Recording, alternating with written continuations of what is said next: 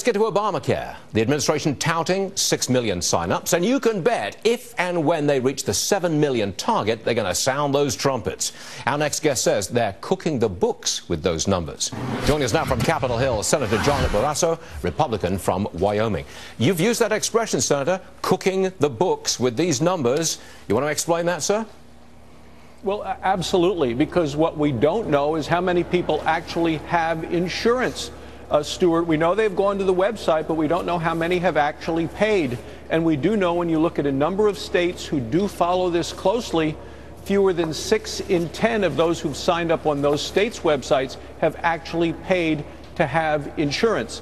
They also won't tell you, Stuart, how many of the people that are buying insurance are merely folks who've had their insurance canceled, the 5 million people who've had their insurance canceled because it didn't meet the Obamacare regulations. How many of them have just purchased insurance? So they're not really newly insured. You know, the administration said they wanted to have 30 million people who didn't have insurance become insured. We don't have any idea there.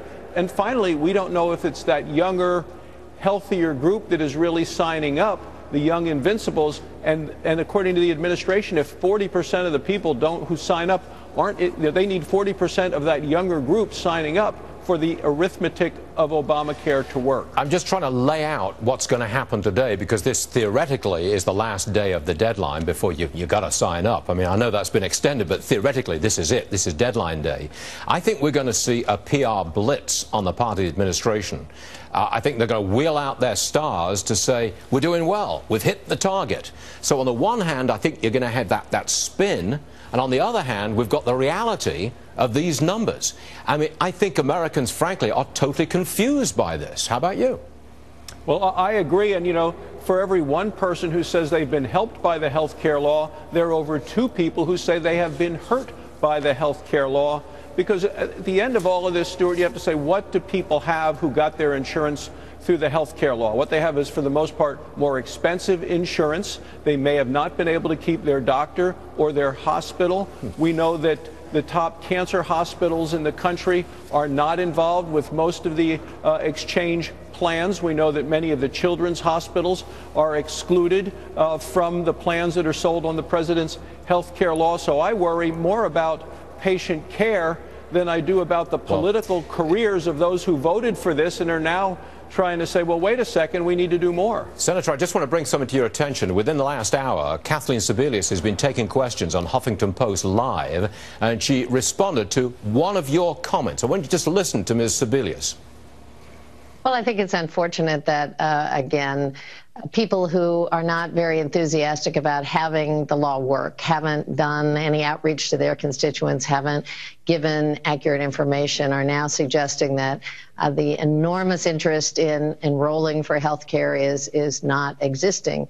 It does exist. So Senator Barrasso should rest assured that his constituents finally will have real health insurance for their premium dollars. Senator, I'm not sure whether you could hear that, but Ms. Yes, I could hear you it. Heard that. What's your response to what she just said? You know, I practiced medicine in Wyoming for 25 years, was there this weekend talking to people who've had their insurance canceled and have to shop on the exchange where the insurance is much higher.